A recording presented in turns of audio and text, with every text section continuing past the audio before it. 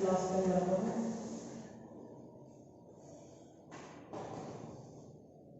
पाठ नंबर 7 विद्युत धारा की चुंबकीय प्रभाव, विद्युत धारा की चुंबकीय प्रभाव, ये पाठ पढ़ना है। हमारे पास विद्युत क्षेत्र वाले कंप्लीट हो चुके हैं, पाठ नंबर 1 से 6 कंप्लीट हो चुके हैं। आज ये जो पाठ नंबर 7 है, ये चुंबक वाला पाठ है। हमने गतिमान आवेश के बारे में स्टडी करना है। गतिमान आवेश अपने चारों ओर विद्युत क्षेत्र में चुंबकीय क्षेत्र उत्पन्न करता है। जो गतिमान आवेश होता है, तो सबसे पहले हमें इसका परिचय पढ़ना है। परिचय ये पढ़ना है सबसे पहले। तो परिचय में अपन ने ये पढ़ना है कि जैसे कोई चालक तार है, जब हम उसमें धारा प्रवाहित करते हैं तो उसके चारों ओर एक काल्पनिक क्षेत्र उत्पन्न होता है। इस काल्पनिक क्षेत्र को चुंबकीय क्षेत्र कहते हैं। जब किसी चालक तार में धारा प्रवाहित की जाती है तो उसके चारों ओर एक काल्पनिक क्षेत्र उत्पन्न होता है। इस काल्पनिक क्षेत्र को चुंबकीय क्षेत्र कहते हैं तथा धारा के इस प्रभाव को चुंबकीय प्रभाव कहते हैं। तो ये तो इसका परिचय है। तो सबसे पहले इसका जो अपने पास अध्ययन करके बताया था, जो इसका प्रायोगिक सत्यापन किया था, वो क्या था? आरएच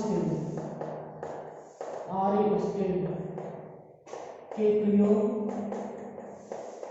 एवं निष्कर्ष।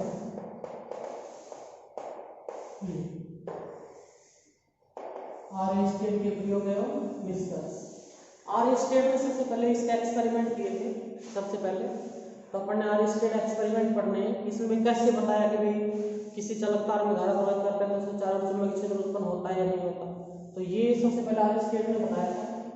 और इसके अंदर सबसे पहले ये बैटरी, ये की और एक की धारा और ये चालक तार ए बी है चालक तार।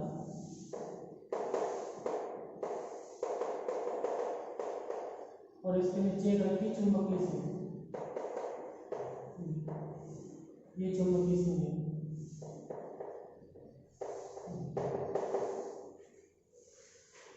फिर इसमें एक दूसरा एक्सपेरिमेंट ये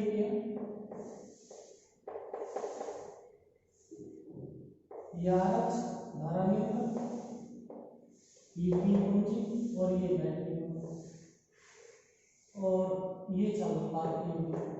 और इसमें लगा दी डोरी, तो यहाँ से धारा निकलेगी, इधर चलेगी धारा। तो इस स्थिति में जो चुंबकीय सुई है, ये इसका हिस्सा है और ये इसका हिस्सा। तो अब इसमें जो धारा प्रवाहित होगी वो क्लॉकवाइज। तो ये जो चुंबकीय सुई है, ये भी क्लॉकवाइज मूवमेंट करेंगे और ये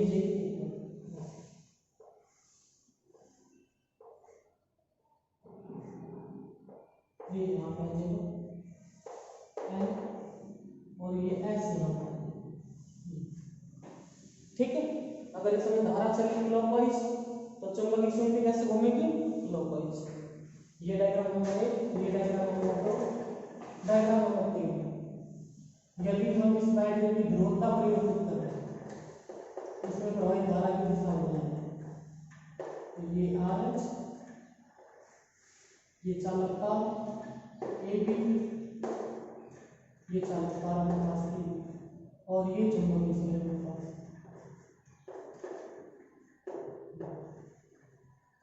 ये हमारे पास है और ये एस और ये चला जाएगा एन और ये आ जाएगा ऐसे ऐसे एंटी क्लॉकवाइज।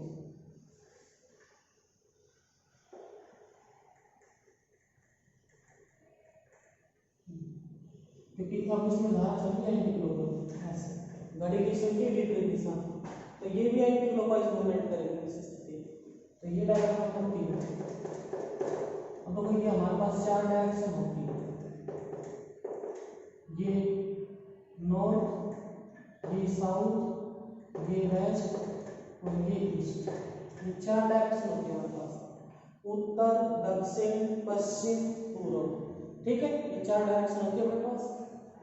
ये डायग्राम नंबर 4 और ये डायग्राम नंबर 5। ये अब देखो ये n है, यहाँ पर इस डायरेक्शन में n है। अब इस n को यहाँ पे लिया हुआ बीच ऐसे, इसको क्लॉकवाइज मूवमेंट करा दो ऐसे, n यहाँ पे आ गया, तो n यहाँ पे आ गया, तो e यहाँ पे आ जाएगा, ये e यहाँ पे आ जाएगा, ये s यहाँ पे आ जाएगा, s यहाँ पे, और ये w, ये n को हमने क्लॉकवाइज मूवमेंट कराया, ये इसकी जगह ले लेगा, फिर इसको क्लॉकवाइज मूवमेंट कराना पड़ेगा, ये e ये s है, तो ये चुंबकीय सुई है, ये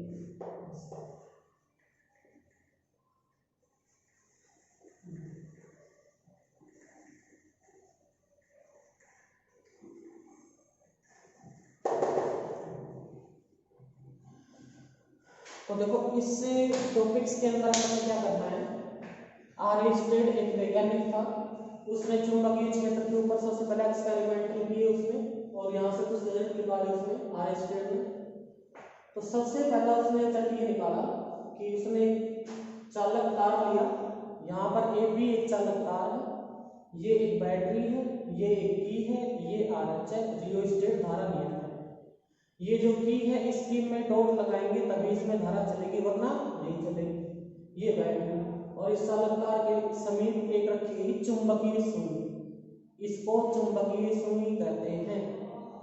तो सबसे पहला आरस्टेड ने ये निष्कर्ष निकाला कि जब हम किसी चालक तार के समीप किसी चुंबकीय सुई को रखते हैं और यदि इस चालक तार में प्रवाहित धारा का मान शून्य हो, क्योंकि हमने इस स्कीम में से डॉट बाहर निकाल रखी है, इसमें धारा तभी चलेगी जब यहाँ पे डॉट लगाएंगे, जैसे यहाँ पे लगा रखी है, तो यहाँ से हमने डॉट को ले रखा है बाहर, तो इसमें धारा नहीं चलेगी, अर्थात इसमें प्रवाहित धारा का मान है शून्य, इसमें आई बराबर है 0।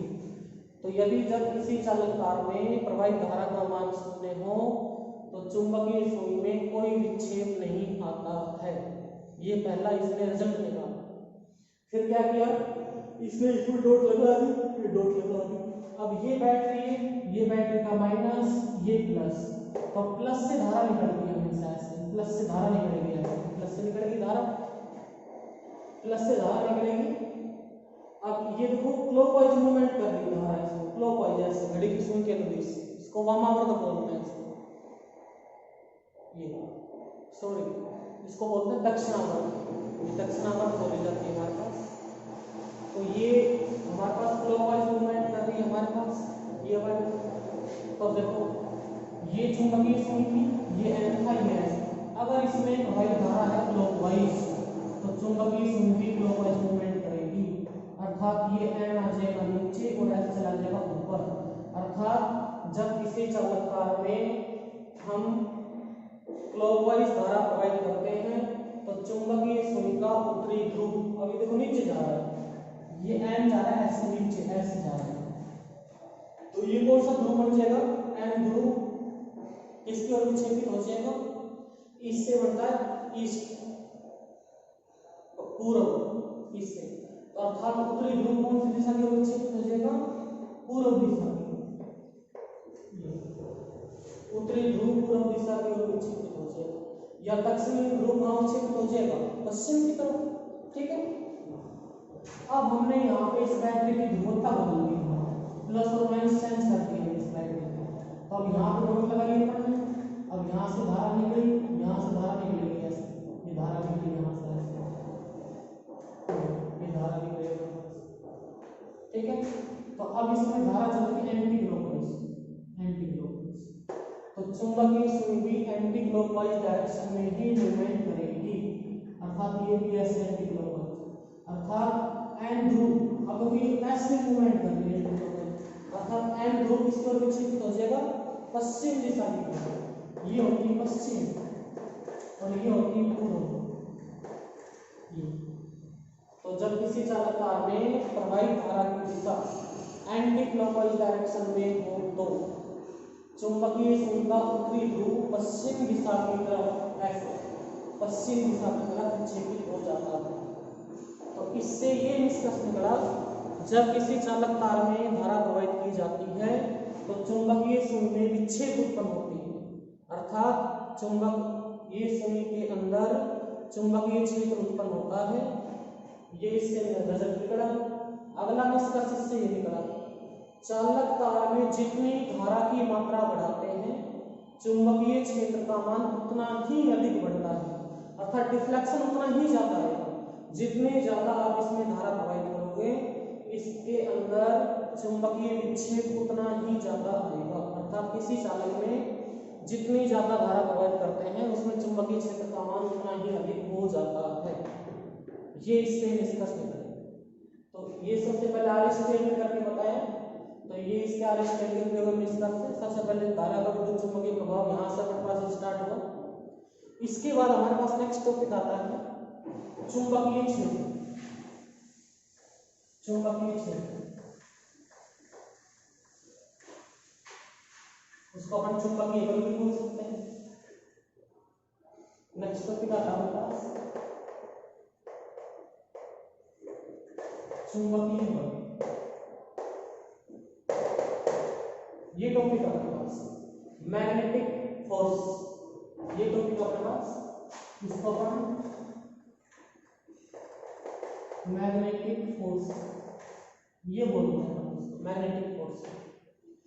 तो जो मैग्नेटिक फोर्स होता है, जो चुंबकीय बल होता है अपने पास, ये गतिमान आवेश पर लगता है अपने पास।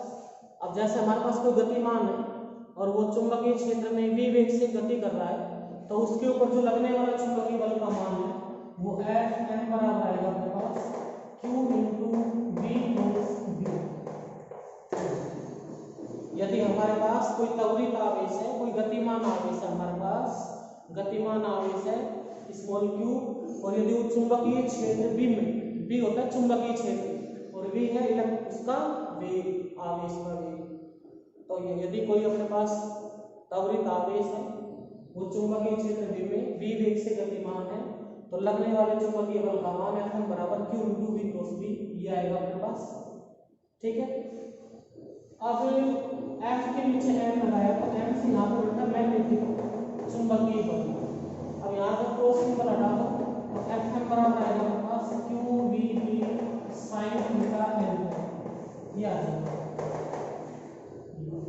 n कैप क्यों आया? क्योंकि जहाँ पे क्रॉस हटाते हैं वहाँ पे sin थीटा आता है और ये सदिश गुणनफल होता है। सदिश में हम उसकी डायरेक्शन को n cap, i cap, j cap, k cap इससे डिनोट करते हैं, लेकिन यहाँ पर हमारे पास कोई फिक्स डायरेक्शन नहीं है, इसलिए यहाँ पे n कैप लगा दिया। n कैप का मीन्स है x, y और z में कोई सी भी डायरेक्शन है अपने पास। तो अपने पास अभी जो टॉपिक आएंगे उसमें चुंबकीय बल की दिशा ज्ञात करने के नियम आएंगे, जैसे फ्लेमिंग के बाएं हाथ का नियम, दाएं हाथ का नियम, और जैसे अपने पास है दाएं हाथ के अंगूठे का नियम। ठीक है, स्नो रूल आएगा अपने पास, तो वहां पे पढ़ेगा बना के। और यदि इसको परिमाण के रूप में लिखेंगे तो Fm बराबर आएगा q v b sin theta, ये परिमाण के रूप में आएगा अपने पास। इसको पढ़ते हैं परिमाण के रूप में, परिमाण के रूप में ये आ जाएगा परिमाण के रूप में। ठीक है। अब यहाँ पे कंडीशन लगानी है, केस नंबर 1, यहाँ पे लगाना आपने केस नंबर 1, यदि थीटा बराबर 0 या 180 डिग्री हो तो समीकरण 2 से, अब देखो साइन 0 का और साइन 180 का मान 0 होता है, तो समीकरण 2 से Fm बराबर कितना आएगा 0, क्योंकि साइन 0 बराबर 0, साइन 180 बराबर दोनों के मान 0, तो यहाँ पे इसका मान 0, तो ये टोटल 0 बन जाएगा, तो Fm बराबर कितना आएगा 0। अर्थात यदि चुंबकीय क्षेत्र और इलेक्ट्रॉन के वेग करने की दिशा एक ही हो तो उस स्थिति में लगने वाले बल का मान 0 आएगा। दैट मींस ये फ्लेमिंग की बाएं हाथ के लिए पूछा ये Fm और ये b और d, ये दोनों एक ही डायरेक्शन है, तो यहाँ से Fm बराबर आएगा 0। ठीक है। बी 180 जीरो का मतलब क्या है, जीरो का मतलब साइन जीरो का मतलब ये जो थीटा है, थीटा वी और बी के बीच का कोण है, वी और बी के बीच का कोण। तो ये F B B, F B B ऐसे फैलाना है बाएं हाथ के नियम के अनुसार, ये एफ ये बी और ये बी। अब यहाँ पे थीटा बराबर जीरो, मतलब दो ऑब्जेक्ट एक डायरेक्शन के अंदर जा रहे हैं पास, तो बी और बी दोनों एक डायरेक्शन के अंदर नहीं चले जाएंगे हमारे पास। फिर केस नंबर 2 स्टडी करना पड़ता है। केस नंबर 2 कि भाई यदि थीटा बराबर 90 डिग्री हो तो 90 डिग्री हो तो समीकरण 2 से एफ एम बराबर आएगा क्यू बी बी, ये आ जाएगा। दैट मीन्स ये मैक्सिमम फोर्स आएगा हमारे पास, क्योंकि साइन 90 का मान होता है 1, तो यहाँ पे साइन 90 का मान 1 तो एफ एम बराबर आएगा क्यू बी बी, तो ये आ जाएगा हमारे पास। ठीक है, तो इस स्थिति में जो हमारे पास ये लग रहा है वो इस प्रकार से लगेगा हमारे पास, ये एफ ये बी और यहाँ पे आ जाएगा बी, और इनके बीच में थीटा बराबर कर देंगे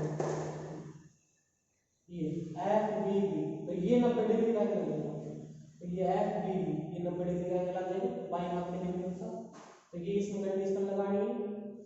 अब जो ये चुंबकीय क्षेत्र होता है या जो चुंबकीय क्षेत्र की तीव्रता होती है या जो चुंबकीय फ्लक्स घनत्व होता है, ये तीनों नाम है कि चुंबकीय क्षेत्र बोलो, चुंबकीय बल बोलो, चुंबकीय फ्लक्स घनत्व बोलो या चुंबकीय क्षेत्र की तीव्रता बोलो, इन सब का मात्रक होता है टेस्ला।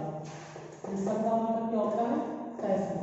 और कंट्रेक्टिव स्पिन ऑफ ये ऐसा ही मात्रक होता है। टेस्ला एक वैज्ञानिक था, सबसे पहले उसने चुंबकीय क्षेत्र के बारे में स्टडी की थी, तो यहाँ से टेस्ला इसका ऐसा ही मात्रक है चुंबकीय क्षेत्र। अगर अपन यहाँ से इस फॉर्मूले से बनाना चाहें यहाँ से, तो यहाँ से बी का जो मात्रक आएगा यहाँ से तो बी बराबर आएगा एफ अपॉन 2v, तो बी बराबर आएगा बल के लिए न्यूटन, आवेश के लिए यहाँ पे आवेश है क्यू बराबर आएगा एम्पियर इनटू सेकंड, और इसका होता है मीटर प्रति सेकंड, सेकंड चला जाएगा ऊपर तो सेकंड से सेकंड कट जाएगा, तो बी का मात्रक आ जाएगा newton upon ampere into metre, तो ये बी का मात्रक बनेगा newton upon ampere into metre. और एक टेस्ला जो बराबर है वो बराबर आएगा 1 newton upon ampere into metre, इसके बराबर है। ये दोनों बराबर है हमारे पास। अब इसकी जो है हमारे पास चुंबकीय क्षेत्र की, इसकी हमारे पास एक सीजीएस यूनिट होती है हमारे पास, सीजीएस एक सीजीएस यूनिट होती है हमारे पास, उसको अपन बोलते हैं गोस। चुंबकीय क्षेत्र की जो सीजीएस यूनिट होती है वो गोस होती है, और एक टेस्ला ग्राम होते हैं 10 की पावर 4 गोस, ये होते हैं एक टेस्ला 10 की पावर 4 गोस, ये टेस्ला की वैल्यू होती है। और जो पृथ्वी है, पृथ्वी का चुंबकीय क्षेत्र, पृथ्वी का जो चुंबकीय क्षेत्र होता है वो होता है 0.5 टेस्ला। पृथ्वी का जो चुंबकीय क्षेत्र होता है वो 0.5 टेस्ला होता है, फिक्स वैल्यू है इसकी। तो ये अपने पास देखो, अब यहाँ से आप एफ एम बराबर क्यू बी बी, ये आया आपके पास एफ एम बराबर क्यू बी बी, और यहाँ से आपके पास बी बराबर है F M upon Q into B. अब यहाँ से आपने एक टेस्ला की परिभाषा बनानी है, तो यदि क्यू बराबर है बी बराबर 1 मीटर प्रति सेकंड और एफ एम बराबर 1 मीटर वोल्ट, बी बराबर आएगा 1 टेस्ला।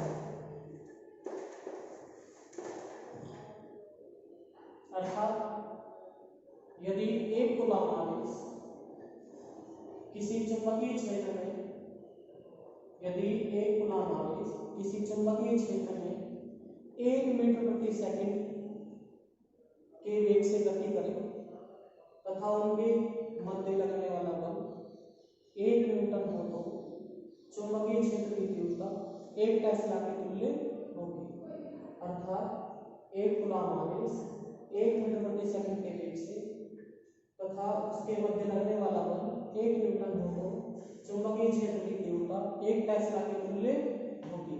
तो ये इसकी डेफिनेशन बन गई, परिभाषा बन गई इसकी। तो ये पढ़ना है अपन इसके अंदर। तो अभी तक आपने इसके अंदर क्या पढ़ा है? सबसे पहले आपने चुंबकीय क्षेत्र की परिभाषा पढ़ी, चुंबकीय प्रभाव की। जब किसी चालक कार में धारा प्रवाहित करते हैं तो उसके चारों ओर एक काल्पनिक क्षेत्र उत्पन्न होता है। इस काल्पनिक क्षेत्र क्या कहते हैं अपन? इस काल्पनिक क्षेत्र कहते हैं चुंबकीय क्षेत्र, और धारा के स्वभाव को चुंबकीय प्रभाव कहते हैं। फिर आपने आर्स्टेड के प्रयोग पढ़े, उसके बाद आपने फिर ये चुंबकीय बल पढ़ा, उसमें 2 कंडीशन लगाई, थीटा बराबर 180, थीटा बराबर 90। फिर जो चुंबकीय क्षेत्र की तीव्रता वो सदिश राशि होती है, दिशा निश्चित होती है, फिक्स होती है। इसका ऐसे मात्र होता है टेस्ला होता है, कैपिटल टी से नोट करते हैं। इसका सीजीएस मात्र क्या होता है? गॉस, और 1 टेस्ला बराबर होते हैं 10 की पावर 4 गॉस।